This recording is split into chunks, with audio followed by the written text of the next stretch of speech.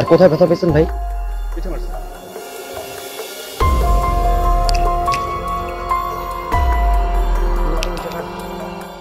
মানুষটাই এখানকার যারা গ্রামবাসী দাবি করছেন নিজেদেরকে, তারাই মাছরাঙ্গার সাংবাদিকের উপর হামলা করে।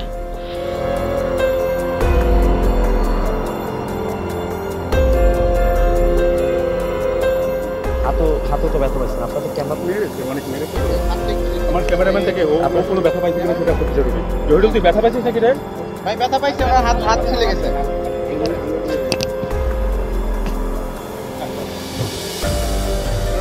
আপনাদের ক্যামেরা পার্সন কোথায়?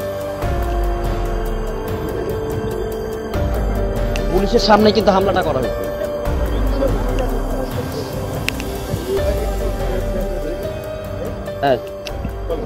এটা বিল, এটা একটা উচ্ছেদ করা, মানে অবৈধ একটা সীমা আছে। মানুষ এইভাবে করে জমি জমা সব ফসলি জমি সব ভরাট করে তারা বসতি করতেছে, এটা রাজুক উচ্ছেদ করতেছে। সেইখানে ছবি তুলতে এসে যদি এই অবস্থা হয় এবং পুলিশ প্রশাসনের সামনে, আর কিছু বলার নেই। আপনি দেখলাম যে আপনার ক্যামেরায় হামলা করা হয়েছে এবং হামলা করা হয়েছে, শরীরের বেশ কিছু জায়গায় আপনি কেটে গেছে। যদি একটু, আমার হাত কেটে গেছে, ক্যামেরা টানাটানি করতেছে ওনাদের সামনে। এই যে এখানে এখন উপস্থিত আছে সবাই এর সাক্ষী, এবং এদের ইন্ধনেই হয়েছে, ঠিক আছে? এবং পুলিশও এখানে উপস্থিত, কিন্তু কেউ ধরে আসে না। এই যে ক্যামেরাটা দুইজন লোক ধরে টানতেছে, ইয়া করতেছে, কেউই আগায় না। তাহলে এগুলি কি রাজনৈতিক ছত্রছায়ায়? তাহলে ভবিষ্যৎ এই প্রজন্ম কি হবে, এটাই হচ্ছে আমাদের জানার বিষয়। কিছু বলতে চাচ্ছেন? এখানে এসে বিভিন্ন জনের সাথে কথাবার্তা বলেছি, যারা নিজেদের ব্যক্তি মালিকানাধীন মালিকানা সম্পত্তি হিসেবে দাবি করে এসেছেন, তাদের সাথেও কথা বলেছি এবং তারা যথার্থই তাদের রেকর্ড যেগুলো সেগুলো সেভাবে আমরা দেখেছি। কিন্তু আমি বারবার যেটি বলার চেষ্টা করেছি যে রাজুক একটি প্ল্যান করেছে, যেটি কিনা ড্যাপ, যেটি এখন আইনে পরিণত হয়েছে, সেটা এটিকে জলাধার হিসেবে দেখানো হয়েছে।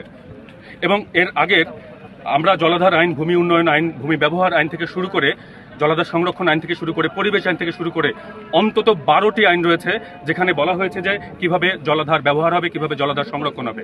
এবং রাজুক সর্বশেষ যেটি করেছে সবগুলো আইনের পর্যালোচনা করেই ড্যাপ নির্ধারণ করেছে। সেই ড্যাপে থাকা 954% একটি বিল যখন ভরাট হয়ে যায়, তখন এটি নিয়ে কোন প্রক্রিয়ায় ভরাট হলো, আমরা আসলে ঢাকার প্রতিবেশ নিয়ে যখন কাজ করি তখন এই বিষয়গুলো সামনে চলে আসে। আজকে যখন রাজুক এটির উচ্ছেদ অভিযানে এসেছে, সেই রিপোর্টের আমি যেহেতু এর আগে রিপোর্ট করতে এসেছি, তারা আমাদেরকে চিনে রেখেছে এবং সেই রিপোর্টের অংশ ধরেই আজকে আমার উপর আক্রমণ করা হয়েছে, আমার ক্যামেরাম্যানের উপর আক্রমণ করা হয়েছে, ক্যামেরাটি ভাঙচুর করে ফেলা হয়েছে। এই ক্যামেরা ইউজেবল না, আমাকে তারা যতটুকু সম্ভব, যেভাবে সম্ভব চারদিক থেকে আক্রমণ করেছে এবং ইট দিয়ে ঢিল মেরে আসলে পিঠের অনেকখানি অংশ কেটে গেছে মনে হয়। প্রশাসনের ভূমিকা কি? প্রশাসনের আমরা দেখলাম যে প্রশাসনের সামনে কিন্তু এই ধরনের এই হামলাটা করা হয়। কিন্তু পুলিশের কাছ থেকে সহায়তা চেয়েছিলাম। আমি খুব ভালো করে জানি এই এলাকায় যেহেতু রিপোর্টিং করতে আসি, সাংবাদিকতা করতে এসে মার খাওয়া কিংবা আক্রমণের শিকার হওয়া এটি নতুন ঘটনা নয়, এটি অনেক পুরনো ঘটনা। কিন্তু প্রশাসনের সামনে, পুলিশের সামনে যখন এটি ঘটে তখন দুঃখজনক। এবং আমরা এই ঢাকা রক্ষা নিয়ে, ঢাকার পরিবেশ রক্ষা নিয়ে যতগুলো রিপোর্ট করেছি সবখানেই দেখেছি সরকারের বিভিন্ন অর্গান এটার সাথে যুক্ত থেকেই এই দখল ভরাট থেকে শুরু করে ঢাকার পরিবেশ যা কিছু ধ্বংস হয়েছে সরকারের প্রত্যক্ষ মদতে হয়েছে, সরকারের বিভিন্ন অর্গানের প্রত্যক্ষ মদতে হয়েছে। আজকে আমার উপর যে আক্রমণের ঘটনা, সেটির একটি নামান্তর, এটি প্ল্যান করে করা হয়েছে।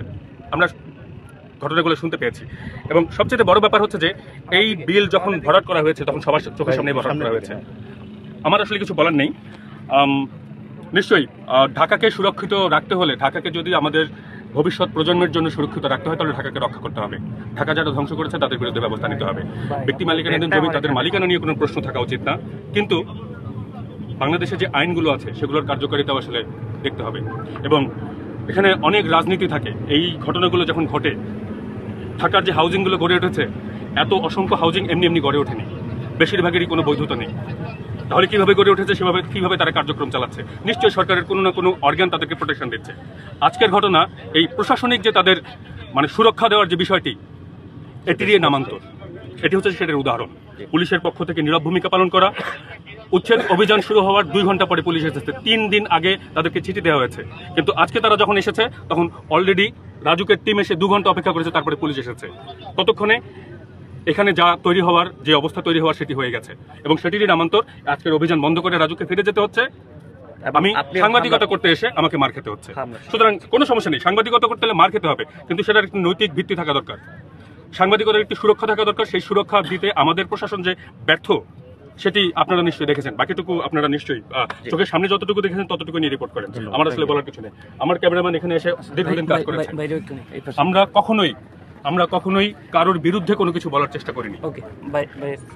ভাই সবচেয়ে বড় জিনিস হচ্ছে যে এখানে পুলিশের উপস্থিতি, রাজুকের কর্মকর্তাদের উপস্থিতি, এই এলাকার জনগণ কিভাবে ক্যামেরা ভাঙে, দেখেন ক্যামেরা ভাঙছে।